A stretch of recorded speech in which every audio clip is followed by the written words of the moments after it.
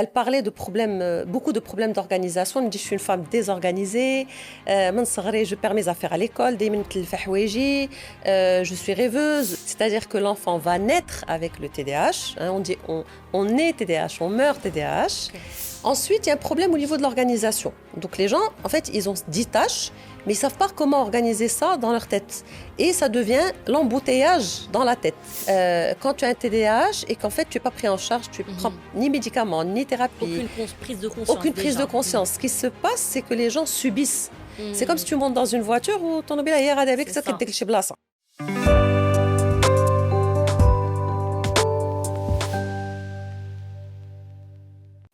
Salam alaikum, bonjour à tous, bienvenue dans Check-up by Sehalink, le podcast qui vous aide à mieux comprendre votre santé grâce à ceux qui la pratiquent au quotidien. Je suis Sabrine Zahrouben, cofondatrice de l'application Sehalink et dans chaque épisode de cette série de podcasts, nous avons le plaisir, j'ai l'honneur d'inviter un de nos professionnels de santé partenaires, que ce soit dans le secteur médical ou paramédical, pour discuter autour de leur domaine d'expertise, mieux comprendre notre santé mentale et physique et sortir finalement avec des conseils pratiques.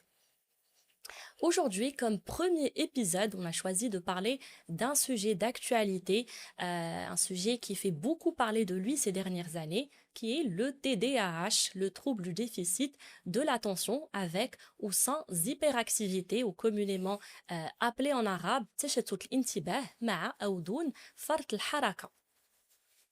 Et pour en parler, j'ai le plaisir d'avoir parmi nous aujourd'hui la psychologue Dr Rita Alami. مرحبا بك parmi nous. Merci beaucoup Sabrine. Dr Rita, si tu le permets, j'aimerais te présenter.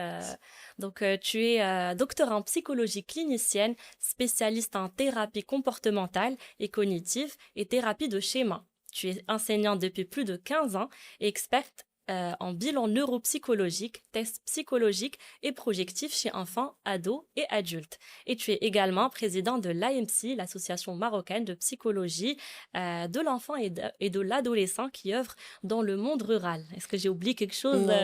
C'est parfait, merci beaucoup et merci pour le choix de ce sujet. Merci à toi de nous honorer et de nous donner le temps d'en parler. Alors, docteur Rita, je pense qu'on connaît tous quelqu'un où là on se reconnaît nous-mêmes, cette personne qui est toujours tête en l'air, un peu distraite, qui a envie de faire tellement de choses, mais qui procrastine tout. Ce qu'elle a envie de faire aujourd'hui, elle le reporte pour demain, pour بعد غدا, la semaine prochaine, العام الجاي, finalement elle finit par ne rien faire.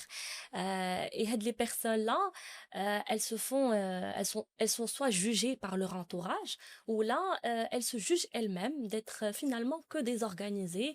Enfin, pas que, mais elles sont désorganisées. C'est en tout cas le jugement qui est porté. C'est-à-dire elles n'ont pas un planning de leur quotidien, de leur vie professionnelle. Il n'y a pas d'équilibre entre leur vie professionnelle peut-être et personnelle. En tout cas, on parle de désorganisation et démotivation au quotidien. Alors qu'au final, ça peut être un trouble, ça peut être justement le TDAH. Et donc, tout l'objet de notre débat d'aujourd'hui. Je pense que pour en parler, la meilleure manière de faire, à mon sens, serait qu'on puisse avoir un cas, peut-être un cas pratique, un cas réel que tu as peut-être diagnostiqué au cabinet. Et je pense que ça serait bien qu'on s'arrête à l'adulte parce que j'ai l'impression que c'est tellement large qu'on pourrait un peu s'éparpiller entre l'enfant, l'adolescent. Donc, est-ce qu'il y aurait un cas que tu aimerais, Dr Rita, nous parler, en tout cas diagnostiqué au cabinet? Très bien, je pourrais vous parler d'une jeune fille que j'ai reçue au cabinet, une jeune femme de 23-24 ans, donc qui vient consulter pour des affects dépressifs, un épuisement moral, beaucoup de fatigue et une relation très défaillante avec sa maman. Donc, j'ai suspecté en fait à travers son récit peut-être quelques symptômes le TDAH et donc je lui ai demandé de me raconter son histoire. Donc Hadi c'est une petite fille, donc quand elle nous parle de son primaire, c'est la petite fille intelligente, souriante, pertinente, mais avec toujours le même, comme quelque chose qui se répète. Okay. Diel, enfant très intelligente, ne veut pas faire d'efforts, rêveuse, distraite, tête en l'air, beaucoup de plaintes à l'école, énormément de plaintes à l'école, des cours particuliers dans quasiment toutes les matières pour la faire passer d'année en année. Et donc avec toute la culpabilité que ça génère, c'est pas évident. Et aussi, c'est devenu un moment l'enfant problème dans la maison. Ok. Et vraiment, je voudrais vraiment insister sur ça. Il y a beaucoup d'enfants, ados, adultes, qu'on juge. On dit ils sont désorganisés, ils sont tête en l'air. Alors qu'en fait, il y a souvent un petit trouble derrière qui est juste pas diagnostiqué. Donc, il y a de la fille qui reste avec une C'est un manque relation. de conscience aussi. C'est ça, c'est un manque de conscience. Elle qui reste vraiment avec la relation qui s'est construite, une relation très conflictuelle à sa mère, qui voulait absolument qu'elle travaille, qu'elle ait de bonnes notes à l'école. Donc, plus qu'elle qui aide les difficultés de concentration, qui aide les problèmes. Ils ont dû la mettre aussi dans une école privée et ensuite, juste après le bac aussi, être dans une université privée parce que, en fait, elle n'y arrivait pas malgré son intelligence. Donc, la fille, elle a eu sa licence, son master sans problème, mais elle est tombée vraiment comme un château de cartes. Ok. Donc, pardon, elle est venue pour une première consultation après ces années d'études, c'est-à-dire ces Oui, années oui. d'études supérieures. Sa première consultation, D'accord. si j'ai bonne mémoire, elle devait avoir 24, 25 D'accord. ans. Donc, Et en la fait, jeune il y a je pense être en dépression ou elle a dit un burn-out. Ok. Donc, elle dit, pourquoi elle consulte? Ok, d'accord. Voilà. Donc, il y avait beaucoup de choses et on parlera de certains symptômes tout à l'heure, mais en tout cas, elle parlait de problèmes, beaucoup de problèmes d'organisation. Elle me dit, je suis une femme désorganisée, je perds mes affaires à l'école, je suis rêveuse, alors que je comprends très très vite quand un enseignant m'explique, j'oublie beaucoup, beaucoup de difficultés autour de l'attention, de la mémoire, mais surtout du fonctionnement de tous les jours. Il y a une fatigue. Ok. À chaque fois, je dois faire plus d'efforts. Et ensuite, tout ça, ça génère toute la souffrance psychologique qui est le jugement de la famille, le jugement des parents, l'école. Des fois, certains enseignants n'ont pas été tout à fait dans la compréhension du cas. Tu peux mieux faire, tu peux mieux travailler, tu peux avoir de meilleurs résultats. Voilà, donc vraiment cela l'état dit hop stop, je n'en peux plus. Donc voilà, ça j'ai essayé de donner un exemple voilà d'un cas on va dire typique. Après on verra tout à l'heure qu'il y a vraiment plusieurs formes de TDAH et dans chaque forme on a des symptômes spécifiques. Ok. Et justement, pour mieux pousser la compréhension, c'est quoi ces symptômes justement qui devraient... Je pense que le cas de la personne, elle est venue parce qu'elle a compris qu'elle avait plutôt un burn-out. Oui. C'était plus la raison qui l'a poussée à consulter. Mais concrètement, qu'est-ce qui nous laisserait moi-même ou toute autre personne qui nous écoute, quels sont les symptômes qui nous pousseraient justement à consulter et se dire que peut-être on a un TDAH. C'est quoi concrètement le TDAH?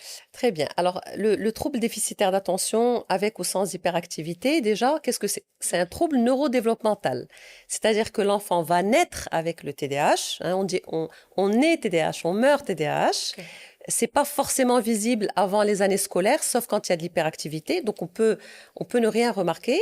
Sauf que plus on va être dans les exigences scolaires, parce qu'il faut apprendre à l'école, il faut se concentrer avec les profs, plus les symptômes, on va commencer à les voir de plus en plus.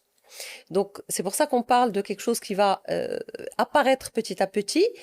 Maintenant, j'insiste aussi sur le point, c'est que maintenant, il a un enfant ou un adolescent qui radie dans la normalité, la moyenne, et du jour au lendemain, ou depuis quelques mois, il est dans la lune, on ne parle pas de TDAH. Donc déjà, un enfant TDAH, il l'est depuis sa naissance. D'accord. Et les difficultés, peut-être qu'on va les voir à partir du CP jusqu'à la fin de l'université. C'est vraiment à bas âge. On découvre quoi, justement, qu'il est tout en tête en l'air Alors, ce qu'on va découvrir, il y a d'abord trouble, déficit d'attention, c'est quoi? Déjà, on parle déficit, la partie, il y a des difficultés au niveau du fonctionnement de tout ce qui est attentionnel, terquiz. Okay. Qu'est-ce que ça donne? Ça donne l'enfant qui est très, très, très, très distrait. Okay. Alors, je fais avec l'enfant qui a du mal à soutenir l'attention et que l'enfant, il arrive à se concentrer, mais il va être beaucoup dans des décrochages. Il rêve. Il est dans la lune, il te suit, etc. Okay. Donc déjà, toute la sphère de l'attention, elle va poser problème. Et quand on dit qu'un enfant ou un adolescent, ou même un adulte, quand il ne se concentre pas, qu'est-ce que ça va nous donner? Ça va nous donner, en apparence, des problèmes de mémoire. Donc les adultes, ils vous disent, je ne sais pas ce que j'ai peur d'avoir un Alzheimer, j'oublie beaucoup, mais je suis comme ça depuis toujours. ماشي عاد وليت بحال هكا. Donc ça c'est la partie attentionnelle. Peut-être c'est juste une prise de conscience qui a été faite à un âge adulte. Oui, des fois les gens ils tardent à écouter leur corps, Hmm, leur fonctionnement, ça se fait pas forcément quand on est jeune. ok, Donc ça c'est la partie déficit de l'attention ديال le TDAH. ok, Il y a un deuxième symptôme qui est autour de tout ce qui est impulsivité. اندفاعية. Au niveau comportemental يعني سلوكية الإنسان donc c'est مثلا داك l'ado ولا l'enfant اللي ما تيخاف حتى حاجة il court tout le temps dans des endroits inappropriés il y a pas de il n'y a pas peur de peur, la ok, peur du danger كتكون ناقصة ماشي ما ok, كايناش mais ناقصة بزاف et une impulsivité aussi sur le plan verbal ok. donc c'est que la personne elle va se mettre en colère elle va dire des gros mots et après se dire oh, je suis désolée. À partir de quel âge on peut vraiment ressentir Ben, on va commencer à avoir les premiers symptômes dès que l'enfant se met à parler, hein, des fois ok, même avant. Mais après, il faut avoir le sens de l'observation et il faut d'accord. pas, on Si n'en ça discute persiste, pas. حيت la peur forcément à un très bas âge, on n'a pas forcément les réflexes ديال ما تقربش للعافية, ما تقربش لهادي, ما C'est تعندك. ça, c'est ça. Mais peut-être à un âge un peu plus mature, on commence à comprendre qu'il y a vraiment quelque chose à Exactement. diagnostiquer. Exactement. C'est-à-dire غنبداو نديروا واحد المقارنة بين هذاك Ok, l'enfant et des enfants du même âge غيبان لنا ok, l'enfant ديالنا ما كيجلش هادشي ملي ok. كتكون l'hyperactivité C'est ça. Parce qu'il y a aussi... ou là il est très impulsif parce qu'on parlait du deuxième symptôme qui est celui de l'impulsivité. C'est Oui. vraiment l'enfant qui va beaucoup se disputer des fois à l'école Mhm. et avec ses frères et sœurs mais aussi à l'adolescence parce qu'il va dire des choses comme ça très spontanément. Ok, Donc ça c'est l'impulsivité. Et d'accord. on arrive à un troisième symptôme qui n'est pas toujours là qui est celui de l'hyperactivité ou la الحركية المفرطة. Hmm, Donc, ça va donner chez l'enfant et l'adolescent le fait d'avoir un besoin très, très important, il faut bouger. mhm. Donc, c'est que l'enfant qui va peut-être pas s'asseoir en classe, ou là, qui يجلس حتى يخاف, كيبقى يحرك يديه ورجليه, il s'arrête, il se tortille, il tourne en rond sur sa chaise. C'est l'enfant اللي دايما خاصنا نسخروه في la classe, et Ok, il bouge tout le temps, à tout ok. âge. En fait, ces enfants-là, ils vont se mettre à grandir et des fois, ce besoin de mouvement, il va se transformer. On va avoir un adulte qui va beaucoup parler. Par exemple, certaines Ok, femmes donc c'est vont pas forcément... transformer le mouvement en une espèce de logorée. Je Ou parle, je parle, là, je parle, je parle. arrêter, couper la parole de l'autre personne. Oui, dans l'impulsivité, effectivement, il y a Ok, beaucoup de gens en fait qui ont du mal. ok. À interrompre plutôt les autres. C'est ça, Hmm, exactement, exactement. très bien. Ou justement, ce que je voulais te demander, donc je pense que quand il y a de l'hyperactivité, on arrive peut-être, je sais pas, facilement à détecter qu'il y a un TDAH avec les autres symptômes derrière. Mais quand il n'y a pas d'hyperactivité, est-ce que c'est plus compliqué peut-être pour vous de diagnostiquer ou là les autres symptômes vous permettent finalement de le savoir? Qu'est-ce qui catégorise ou qui rend la chose peut-être un peu plus facile le diagnostic? Oui, alors déjà, on va expliquer qu'il y a trois formes de TDAH. D'accord. Et les trois, ils portent le même nom qui est TDAH.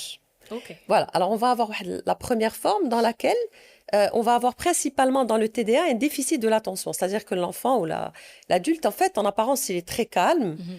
mais il a un gros problème au niveau de l'attention. C'est une souffrance de devoir être attentif tout le temps. D'accord. Dans le TDA, on n'a presque pas d'hyperactivité. Ok. On va avoir une deuxième forme dans laquelle on va avoir le TDAH avec beaucoup d'agitation, beaucoup d'hyperactivité, d'impulsivité et très peu d'inattention. Ok. Et on va avoir ce qu'on appelle la forme combinée, c'est-à-dire de l'inattention, de l'impulsivité et de l'hyperactivité. Ok. Alors, les plus compliqués, non pas à diagnostiquer, parce que bon, nous c'est notre travail, on sait le faire, mais ceux qu'on diagnostique le moins, c'est ceux qui ont juste le TDA. D'accord. علاش هما داك الوليدات الصغار ils sont calmes, Ok. ils sont en classe dans leur coin, ils embêtent personne, ils font pas de bruit, juste ils portent l'étiquette, ils sont dans la lune. Ok. Les autres, parce que comme ils embêtent un peu l'enseignant, ils embêtent les parents d'art, qui me beaucoup plus facilement vers la consultation Ok. et Est-ce que vers le diagnostic. est-ce que c'est une forme d'autisme ou pas? Non, non, ça n'a rien à voir avec D'accord. l'autisme. L'autisme, c'est autre chose, c'est un trouble neurodéveloppemental, mais ça n'a rien à voir Rien avec à le voir. TDAH. Le D'accord. TDAH est un trouble dans lequel on va avoir uniquement les trois symptômes, enfin Ok. famille de symptômes, mais dans lequel l'enfant ou l'adulte, il a de très bonnes interactions au Ok. niveau de la sociabilité, de l'échange, de Ok. l'interaction. Ok. Donc on n'a pas de problème ici, l'interaction avec les. Non. D'accord. D'accord. Et du coup, bah, aujourd'hui, les réseaux sociaux, on a tellement de contenu, tellement justement on en parle tellement, c'est un sujet d'actualité aujourd'hui, le TDAH. Est-ce que finalement, on peut, justement, d'abord tu as parlé des différents symptômes de ce trouble-là.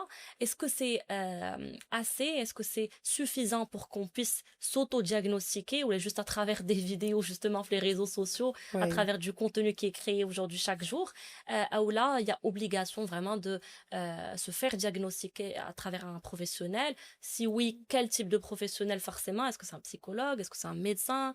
Un neuropsychologue? Mhm, Par mhm. qui il faut être orienté? Ou là, est-ce qu'il faut s'auto-diagnostiquer?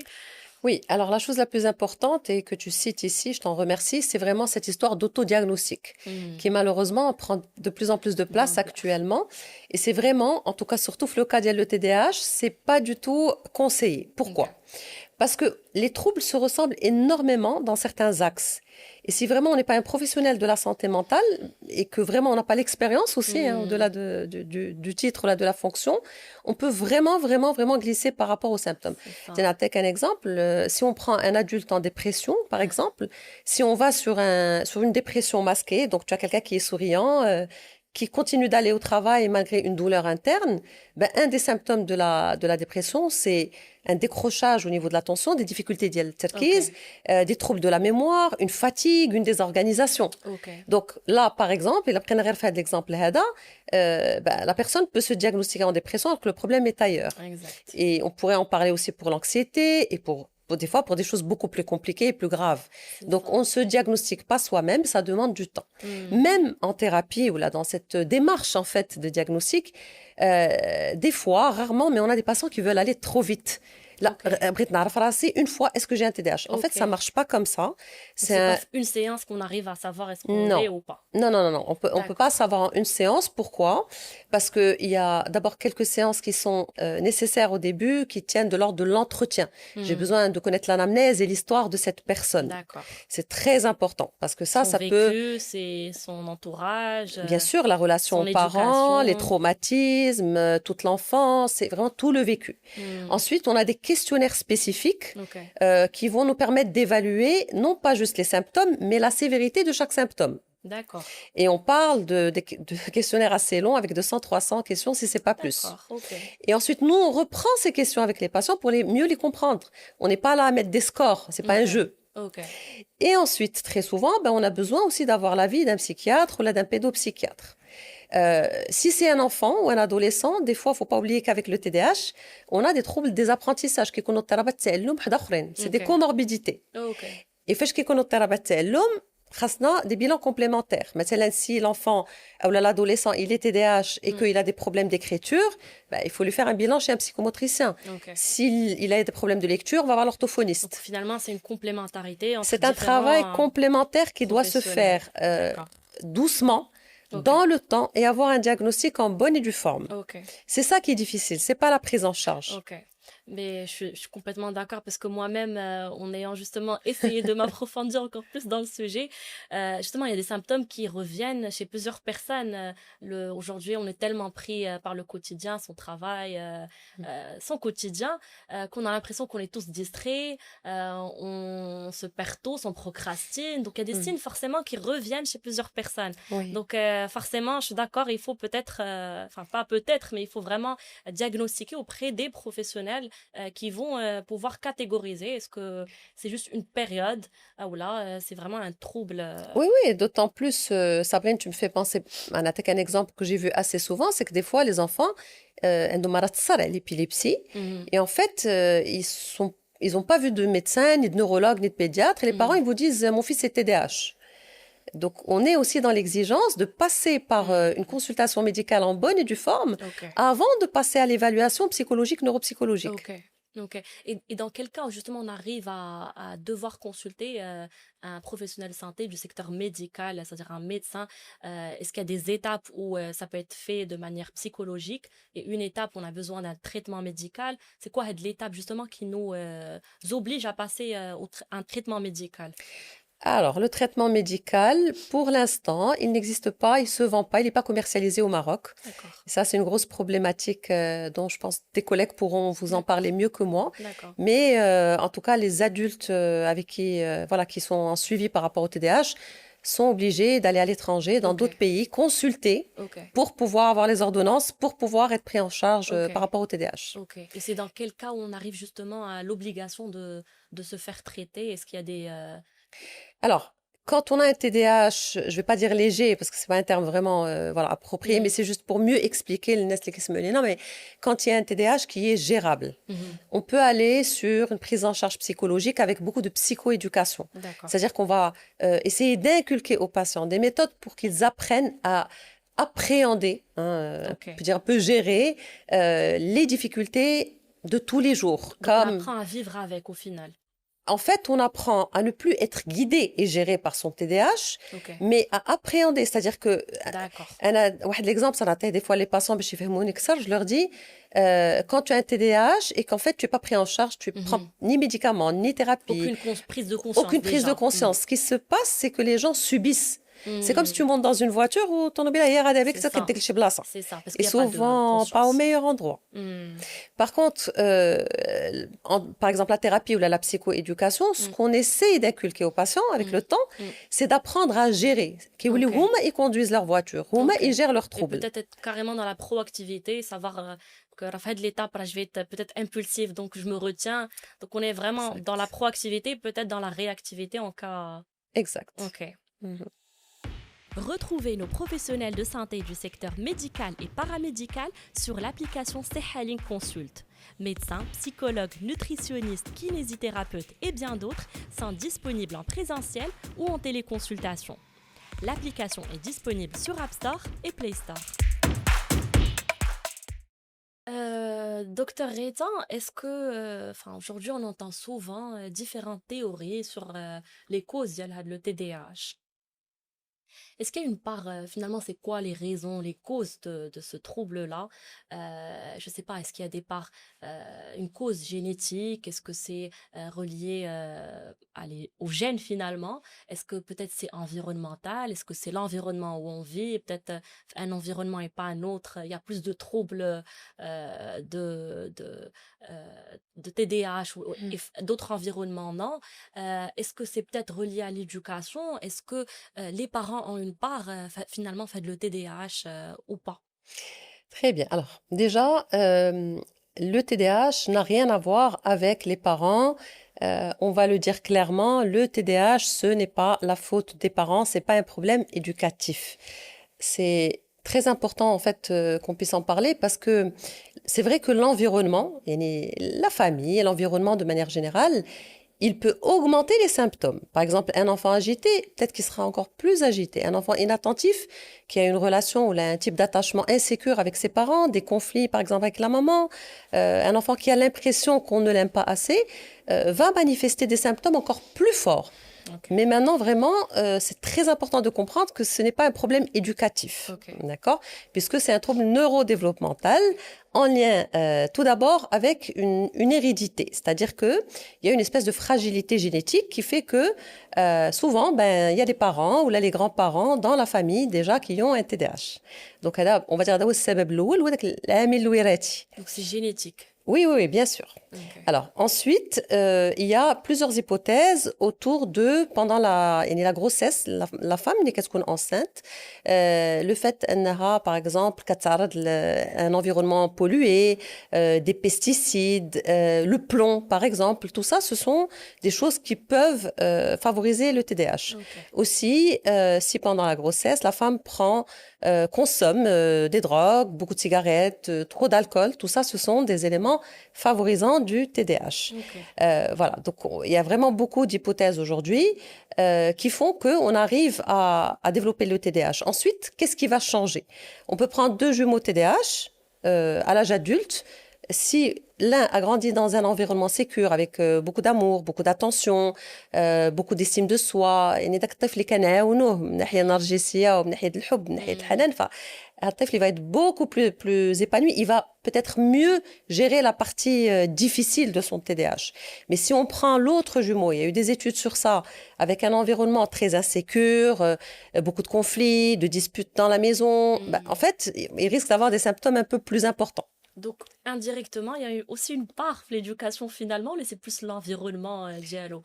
L'environnement, il va influencer l'ensemble des symptômes et des troubles psychologiques et psychopathologiques, de manière générale. Mais maintenant, ce n'est pas à cause des parents. J'insiste sur ce point parce que des fois, on reçoit des adultes qui nous disent j'ai développé un TDAH parce que, par exemple, ma mère ne m'a jamais aimé. Par exemple, j'ai développé un TDAH parce que quand j'étais petite, j'ai subi telle chose. Ouais, ça peut être des parents qui culpabilisent au final.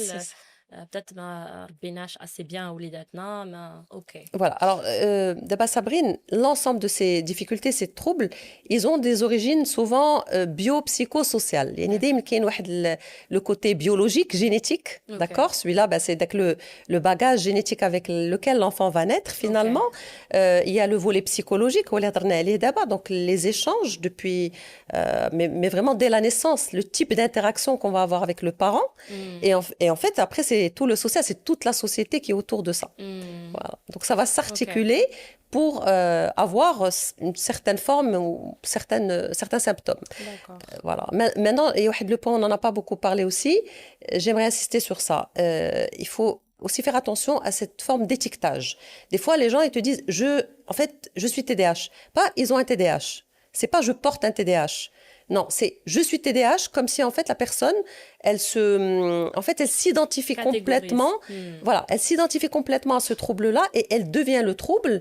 Et des fois, les gens, ils sont trop dans une recherche exacerbée sur les réseaux sociaux, sur des choses qui ne sont pas tout à fait justes. Et inconsciemment, ils vont s'attribuer certains symptômes et vous dire, oui, mais moi aussi, j'ai ça. Donc, le TDAH, oui, c'est un trouble, mais derrière le TDAH, il y a l'humain. Et chacun, en fait, il a son histoire, il a ses parents, donc chacun va développer finalement ce trouble en fonction de tout ce qu'il y a autour. Finalement, même les jumeaux, le cas dont tu as parlé, ça peut être une personne qui le développe et pas une autre. Oui. Que ce soit à travers les gènes ou l'environnement ou l'entourage aussi. Je pense que l'entourage joue aussi. Bien sûr. L'entourage, et j'insisterai aussi sur l'école, surtout le primaire. Pourquoi le primaire? Parce que c'est l'âge où l'enfant découvre l'apprentissage.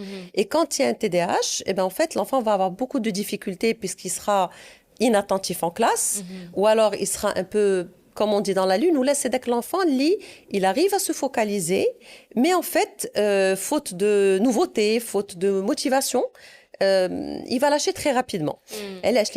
Dans le TDAH, il y a une espèce de dysfonctionnement de deux neurotransmetteurs dans le cerveau, qui sont la dopamine et la noradrénaline. Donc, les مواد اللي تكونوا عندنا في الدماغ ديالنا عندهم un rôle qui est celui finalement de nous donner déjà de la motivation, d'avoir envie d'initier des choses, de démarrer des choses, de faire des choses, même quand elles sont un peu ennuyantes. Ça nous permet aussi d'accepter مثلا d'apprendre une leçon qui est ennuyante. Donc, il y a vraiment plusieurs fonctions qui font que quand on est bien régulé à ce plan-là, on n'a pas forcément besoin d'être tout le temps dans la nouveauté. Alors, quelqu'un qui est, comme le dit le patient, il me dit, je suis un pur TDAH. En fait, lui, il a toujours besoin d'être dans la nouveauté, sinon il s'ennuie et il fait rien.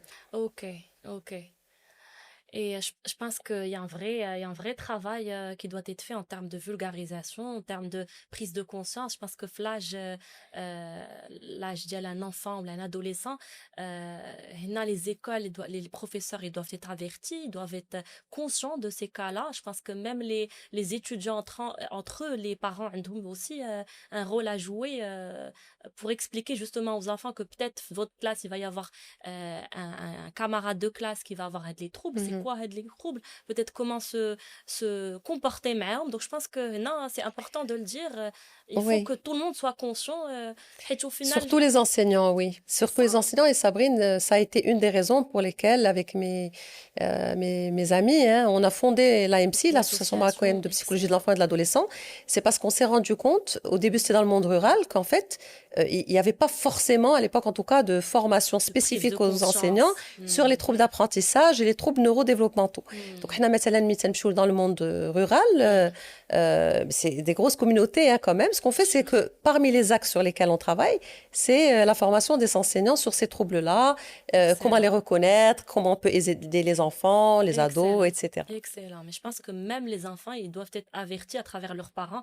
Oui. Je pense qu'on parle d'agressivité des adultes, mais je pense que même le tanamor, le bas âge, les enfants, il est très dur aussi la personnalité, le développement de la personnalité de l'enfant. Peut-être que ça peut aggraver même les cas de TDAH. Est-ce que c'est toute douleur psychologique infligée à l'enfant, notamment dans le cadre du harcèlement, va impacter justement les symptômes. Donc aujourd'hui, c'est vrai qu'on ne peut pas changer le monde. Donc ça s'aggrave aussi.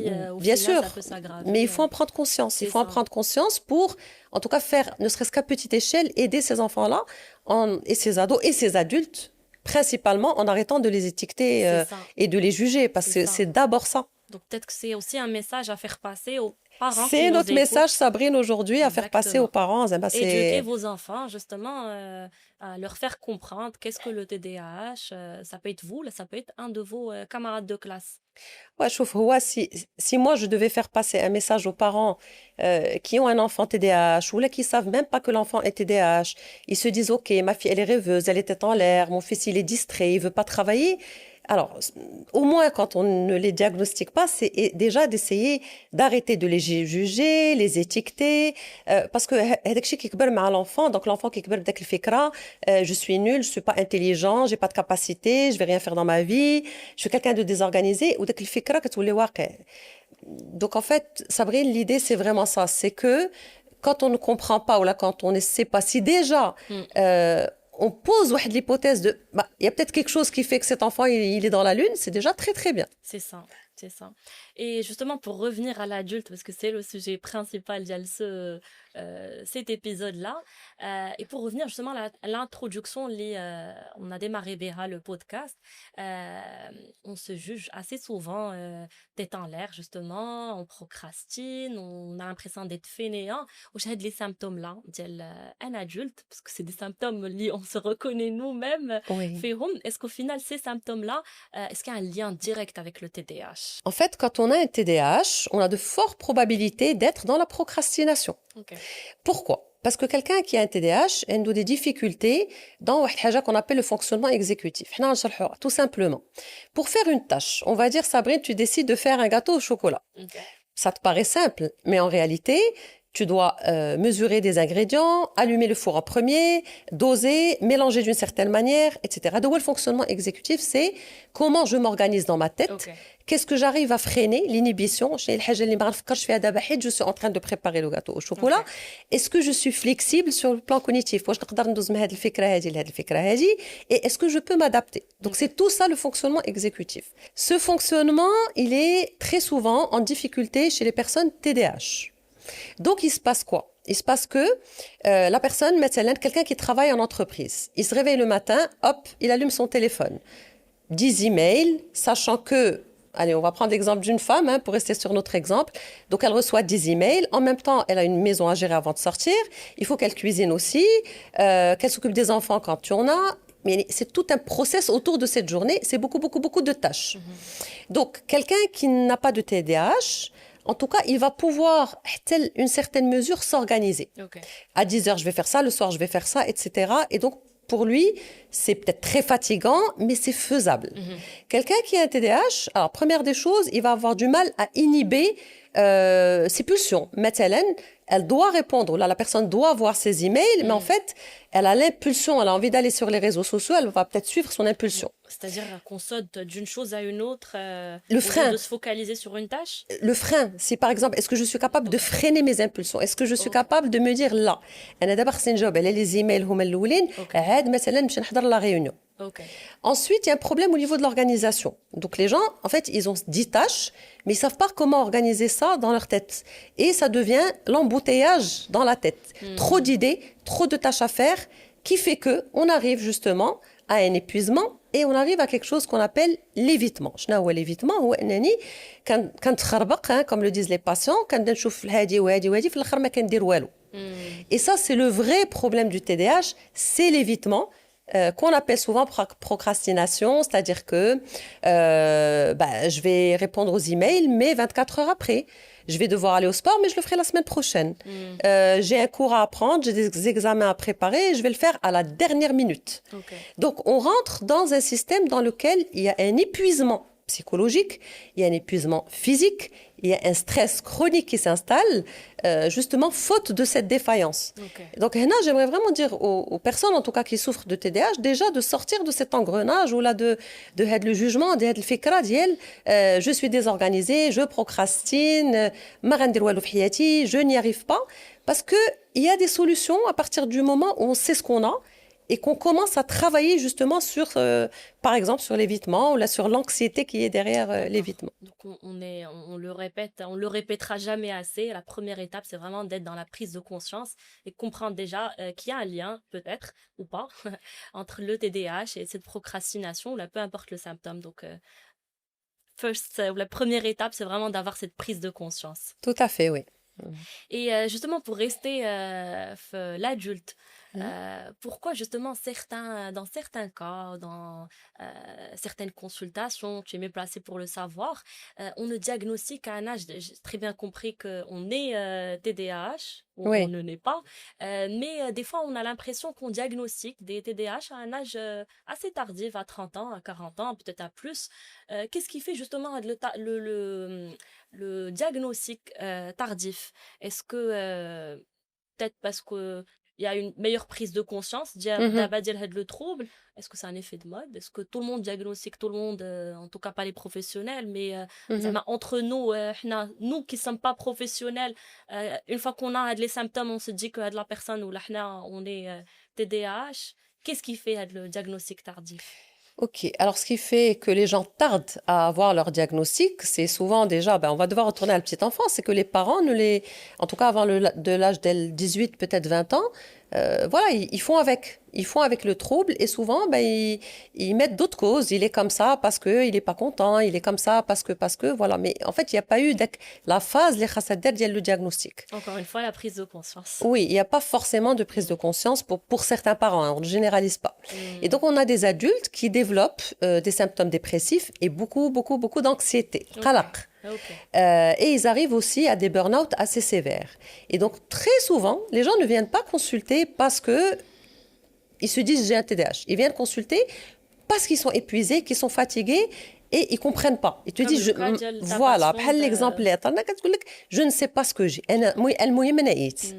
Donc voilà, donc il n'y a pas du tout d'effet de mode. Au contraire, statistiquement aujourd'hui, le TDAH, il est sous-diagnostiqué, il n'est pas sur-diagnostiqué.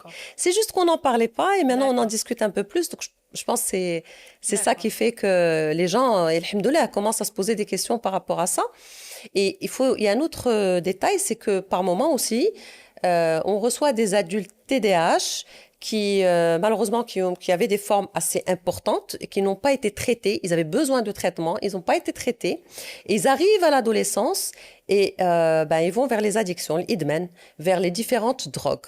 Pourquoi? Parce que, comme on l'a expliqué tout à l'heure, quand on a un TDAH, il y a un déficit, un dysfonctionnement plutôt au niveau, notamment de la dopamine, le plaisir d'y aller le moment. Et en fait, comme il y a un déficit à ce niveau-là, ce qui va se passer, c'est que certaines personnes vont aller de manière très inconsciente vers les drogues, un peu pour avoir les shots de dopamine et تدخلوا في الإدمان. Ok. Docteur Rita, maintenant qu'on a compris ce que c'est que le TDAH, quels conseils tu aimerais donner et quelles stratégies efficaces tu aimerais donner aux personnes qui nous écoutent pour justement bien vivre avec ce TDAH? Alors, une fois qu'on a été diagnostiqué, qu'on arrive à l'âge adulte, effectivement, il y a des petites stratégies à mettre en place. Alors, la première, sur lesquelles il y a eu beaucoup de publications scientifiques, c'est le fait de faire une petite marche de 30 minutes par jour, light. Alors, on n'est pas obligé de faire du sport intense, mais ça permet vraiment, vraiment, vraiment d'aider surtout au niveau de l'impulsivité cognitive. Ça calme un petit peu, on va dire ça comme ça. Alors, deuxième point, il y a tout ce qu'on appelle le mindfulness, où là, ce sont des techniques de méditation, de Méditation. respiration qui nous permettent de revenir au moment présent. Ok. حيت بحال اللي قلنا قبيلة, souvent, dans le TDAH, c'est presque un cas sur deux, on est dans le qalaq, dans Dans l'anxiété, dans la l'anxiété. peur, dans l'angoisse, dans les réveils nocturnes, dans les insomnies, etc. Donc, le mindfulness, c'est vraiment une technique qui peut être très embêtante, ennuyante au début, pour quelqu'un qui est TDAH et qui cherche la nouveauté. ولكن quand on la pratique régulièrement, On s'habitue. 8 à 10 minutes, et c'est-à-dire quand on en fait une réelle discipline, ça nous aide vraiment à faire focus sur le travail. Ok. Donc, par exemple, si on est adulte TDAH et qu'on travaille, avant une réunion, 8 à 10 minutes de mindfulness, ça peut beaucoup, beaucoup aider. Ok. حاجة أخرى, c'est le réveil le matin. Souvent, il faut avoir par exemple, si on a 10 tâches, il faut faire focus sur une tâche. Se dire, OK, مثلا اليوم, si je devais faire une seule tâche, ben laquelle je choisirais. Ok. Et si vraiment on arrive, on passe à la deuxième, à la troisième. Mais si on essaye de tout faire, on n'y arrive pas. Il y a aussi dès que les moments où on a une espèce de brouillard mental, 36 000 idées, 36 000 ruminations. Et là, il faut s'arrêter, écouter un peu de musique, quelques minutes, prendre un stylo et noter de manière désordonnée tout ce qui nous passe par la tête. Ok. Il faut faire absolument le vide. Pourquoi? Tout ce qui n'a pas été externalisé, il reste dans la tête. Ok. L'écriture, elle est vraiment On thérapeutique parle et d'écriture, d'un voilà. papier et D'un un stylo et yeah. d'un papier, pas le Parce qu'il y a- téléphone. Voilà, le Là. téléphone, ça me permet de faire sortir, mais apparemment, c'est pas assez. C'est pas conseillé parce Pas qu'on parle d'un conseillé. déficit d'attention. Donc le téléphone, j'ai une seule notification, c'est bon, ça. il va décrocher pendant 1 heure. Donc c'est C'est pas ça. ce qu'on cherche. Mm. On cherche vraiment à couper, poser le téléphone, s'éloigner des écrans, prendre le temps d'écrire ou même de dessiner. Pourquoi pas pour certaines personnes. Mais vraiment l'idée, c'est de se vider. De ne Ok. pas tout garder pour soi. Et aussi, j'insisterai sur la psychoéducation avec un psychologue.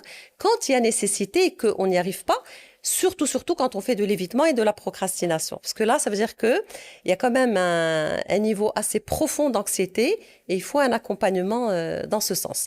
Bien évidemment, quand il y a besoin de médicaments, il faut consulter un psychiatre référent, quelqu'un qui va pouvoir suivre la personne TDAH pour l'accompagner le plus paisiblement possible. Docteur Rita, merci beaucoup de nous avoir honorés. Merci de ta présence. J'ai beaucoup appris avec toi. J'ai beaucoup apprécié échanger, Mac. J'espère que les personnes qui nous écoutent, en tout cas, ont mieux compris ce que c'est que le TDAH et ont pris cette prise de conscience.